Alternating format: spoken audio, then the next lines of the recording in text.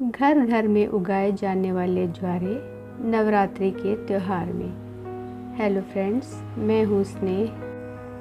हार्दिक शुभकामनाओं के साथ आप सभी का स्वागत है।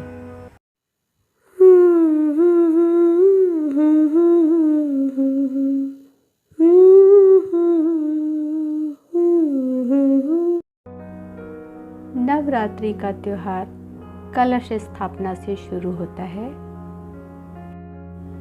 जौ के ज्वारे उगाकर इसके ऊपर कलश स्थापित किया जाता है। ज्वारे का रंग जितना सुनहरा होगा और इसकी ऊंचाई जितनी ज़्यादा होगी उतना ही शुभ माना जाता है। इसे उगाने का सबका अपना अपना तरीका है। आज के वीडियो में आप देखेंगे मैं अपने घर में नवरात्रि के ज्वारे कैसे उगाती हूँ। इसी वीडियो में आप ये भी देखेंगे नवरात्रि खत्म होने के बाद इस पूरी सामग्री को मैं अपने बगीचे में अलग अलग किस तरीके से उपयोग में लाती हूँ। ज्वारे उगाने के लिए मैंने बांस की छोटी टोकरी ली है जिसमें मिट्टी और जौ भरकर ज्वारे उगाए हैं। इसके लिए नॉर्मल गार्डन सॉइल लेंगे। मैंने गमले की मिट्टी ली है।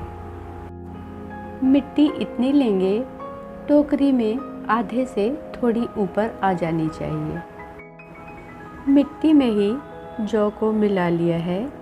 जौ करीब 100 ग्राम है। मिट्टी में हल्का सा पानी डालेंगे जिससे इसमें नमी बनी रहेगी। ये बांस से बनी हुई टोकरी है, जल्दी ख़राब नहीं होती।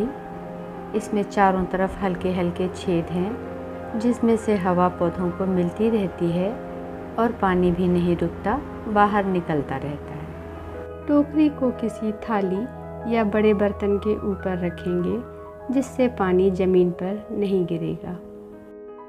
9 दिन तक मिट्टी में नमी बनाए रखेंगे। पानी के हल्के हल्के छींटे देंगे।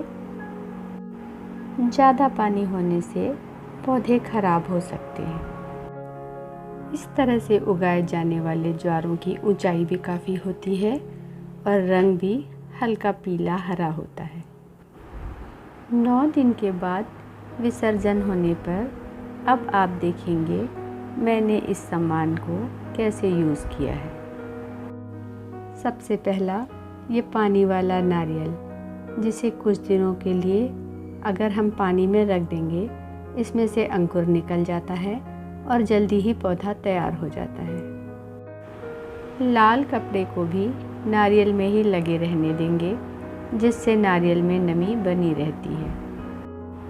नारियल के छिलके को ऊपर से हल्का सा खोलकर कुछ दिनों के लिए पानी में भिगाकर रखेंगे।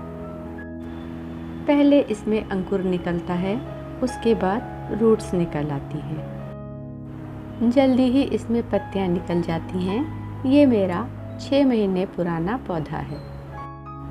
नारियल से पौधा कैसे तैयार करते हैं इसके ऊपर मेरे कई वीडियो हैं, आप चाहें तो देख सकते हैं। नारियल के नीचे जो चावल के दाने रखे हुए हैं इन्हें मैं चिड़ियों को या चींटियों को डाल देती हूँ। कलश में जो पानी भरा हुआ होता है, कुछ पानी बच जाता है, इसे किसी गमले में या पौधे में डाला जा सकता है। कलश का उपयोग मैं पौधे लगाने के लिए करती हूँ। इसमें मिट्टी भरकर पौधे लगाए जा सकते हैं। नीचे से एक छोटा सा होल कर लेना चाहिए।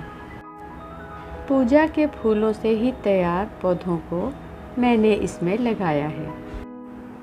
ये पौधे जब मैंने तैयार किए थे वीडियो आप सभी के साथ शेयर किया था। डिज़ाइनर पॉट बनाने के लिए रंग की सहायता से इसे सजाया भी जा सकता है। मिट्टी के पॉट को हटाने के बाद नीचे ज्वारे की ग्रोथ देखिए, काफ़ी घनी है। हवा और पानी मिलते रहने से पौधे बहुत सुंदरता से उगे हैं। जिस थाली में इस टोकरी को हम रखेंगे उसकी चौड़ाई टोकरी से 2-4 इंच ज़्यादा होनी चाहिए, जिससे जड़ों को थोड़ी रोशनी और हवा मिलती रहती है।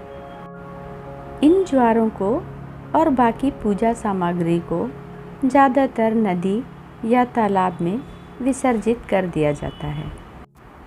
इन्हें गमले में भरकर इसके ऊपर मैं पौधे लगा देती हूँ।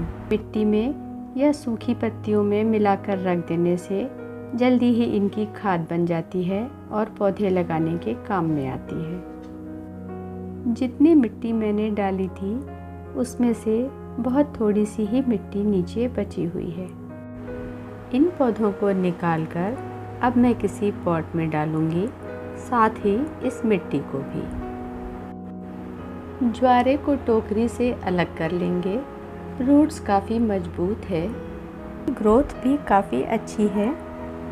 टोकरी में नीचे से ये बाहर की तरफ निकल आई है। ज्वारों की रूट्स ने टोकरी को काफ़ी मजबूती से पकड़ रखा है। एक किनारे से इनको हम अलग करेंगे। इन्हें निकालना भी काफ़ी आसान है। सारे पौधों की रूट्स आपस में जुड़ी हुई हैं, ये एक साथ ही बाहर निकल आती है। मैंने 8-10 इंच का एक प्लास्टिक का पॉट लिया है, जिसमें इसे मैं डालूंगी। पौधों के नीचे कुछ जौ के दाने ऐसे भी हैं जो उग नहीं पाए। इनको और साथ ही इस मिट्टी को मैंने पहले इस गमले में डाल दिया है। गमले में नीचे होल है, जिसके ऊपर थोड़ी सी मिट्टी पहले से ही है। मिट्टी की ऊंचाई 3-4 इंच ऊंची रहनी चाहिए। मिट्टी के ऊपर इन ज्वारों को हम गमले में भर देंगे।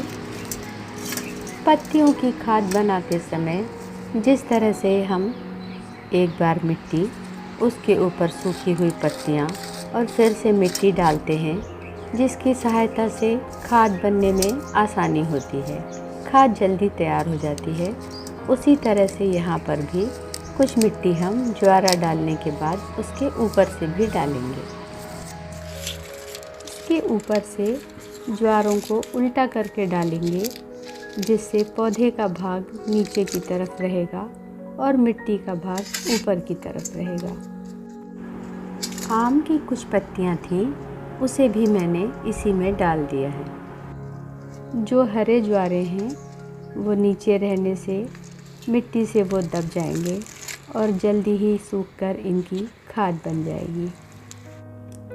इस खाद को हम पौधों में भी यूज़ कर सकते हैं और चाहें तो इस गमले के ऊपर मिट्टी भरकर उसमें पौधे भी लगा सकते हैं। मिट्टी में हरी पत्तियों को डालकर अगर हम पौधे लगाते हैं, उसमें से गैस निकलती है, जिससे पौधे कभी कभी ख़राब हो सकते हैं, लेकिन ये मिट्टी के नीचे दबी हुई है, जिससे पौधों को नुकसान होने का डर नहीं होगा। जल्दी ही इनकी खाद बन जाएगी। 15-20 दिन के बाद थोड़ा पानी डाल देने से खाद जल्दी सड़कर तैयार हो जाती है। पहले भी मैंने कुछ पौधे इस तरह से लगाए हैं। साल में 2 बार ये त्यौहार आते हैं। इस सामग्री को मैं अपने बगीचे में इसी तरह से यूज़ करती रहती हूँ। ज्वारे के बाद अब बारी आती है टोकरी की। टोकरी में मिट्टी और खाद भरकर पौधे भी लगाए जा सकते हैं। पानी से और मिट्टी से ये जल्दी सड़ती नहीं है। मैंने इसकी मिट्टी साफ़ करके इसमें पॉलीथीन बिछाया है, जिसमें छोटे छोटे होल किए हैं। उसके ऊपर मिट्टी और खाद भर के पर्सलेन के पौधे लगाए हैं।